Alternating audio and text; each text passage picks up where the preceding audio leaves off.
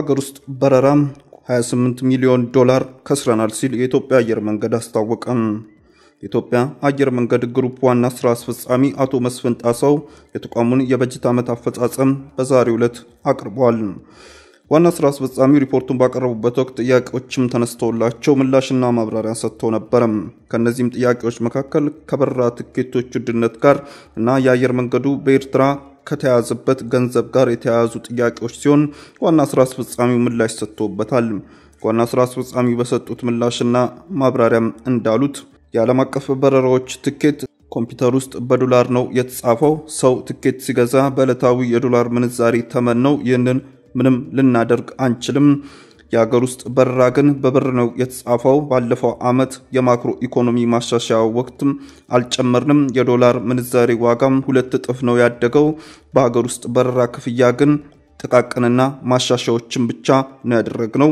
በኢትዮጵያ አየር መንገድ $28 ሚሊዮን በሀገር ውስጥ በረራ ከስሯል። ምክንያቱም አውሮፕላኖችም የሚገዙት በዶላር ነው። የተከራየነው አውሮፕላንም የምንከፍለው በዶላር ነው።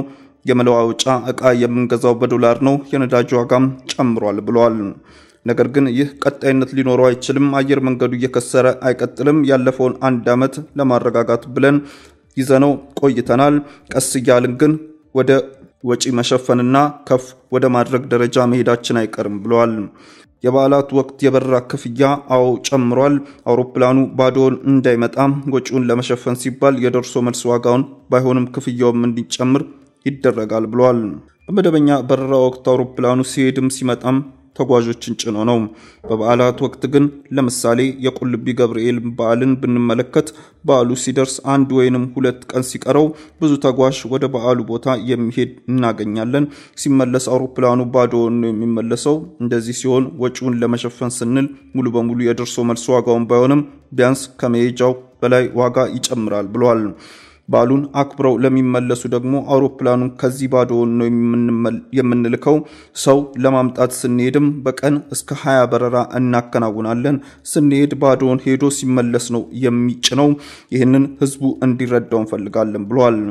የአየር መንገዱ ዋና ስራ አስፈጻሚ አቶ መስፍን ጣሰው ነሐሴ 28 ቀን 2016 ዓ.ም በሰጡት መግለጫ የአየር መንገዱ በኤርትራ ባንክ ያለውን ገንዘብ ማንቀሳቀስ እንዳይችል እንደታገደ በመግለጫ አስታውቋል።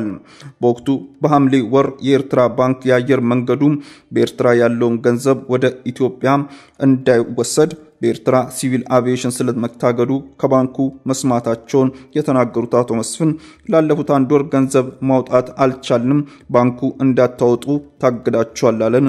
ባንኩ የሚለው የኤርትራ ሲቪል አቪዬሽን ከሀገር እንዳይወጣ ከልክሏል ነው ማለታቸውን የሚታወስ ነው።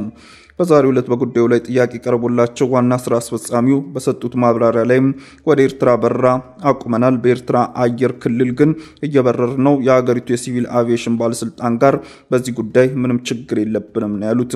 አክለውም ፈቅደውልናል። ከኢትዮጵያ ስንወጣም ወደ ኢትዮጵያ ስንገባም የኤርትራን የአየር ክልል አንዳንዴ ደግሞ የሱዳን የአየር ክልል እየተጠቀምን እየተንቀሳቀስን ነው ብለዋል።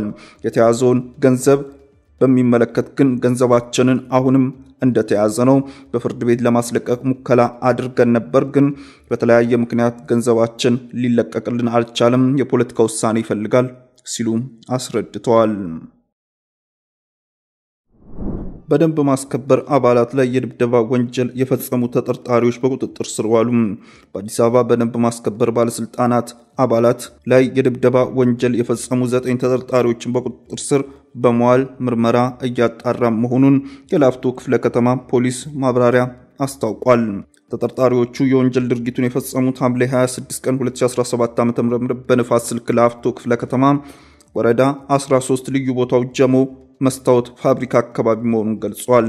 የወንጀል ድርጊት ከፈጸሙ ተጠርጣሪዎች መካከል ዮሐንስ ከበደ፣ ሰይድ ሰይፉ፣ እስማኤል ሱልጣን፣ ሃይረዲን ሽፋም፣ ፈርጁ ስልጣን፣ ባህሩና ሌሎችም የተጠረጠሩ ግለሰቦች በቁጥጥር ስር የዋሉ ሲሆን 2 ተጠርጣሪዎች አለመያዛቸው ተመላክቷል።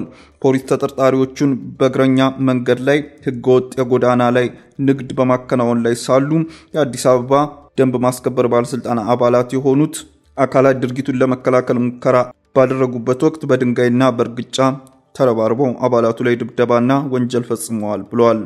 ግለሰቦቹ ድርጊቱን ፈጽመው ቢሰወሩም በክፍለ ከተማው ፖሊስ በተደረገ ክትትል በቁጥጥር ስር ሊውሉ መቻላቸውን ፖሊስ ገልጾ በፈጸሙት የወንጀል ድርጊት ተገቢውን ምርመራ የማጣራትና ያልተያዙ ተጠርጣሪዎችን በቁጥጥር ስር ለማዋል ጥረቱን መቀጠሉን ገልጿል። ውድ ተመልካቾቻችን በዕለታዊው የዛሬ ውሎ ፕሮግራማችን ይዘንላችሁ የቀረብናቸው ዋና መረጃዎች እነዚህ ነበሩ። ከፕሮግራሙ ጋር አብሬያችሁ ቆይታ ያደረኩት እኔ አብዲስ አደፋር ነበርኩ። ከሌሎች የኬሎ ሚዲያ ፕሮግራሞች ጋር መልካም ቆይታ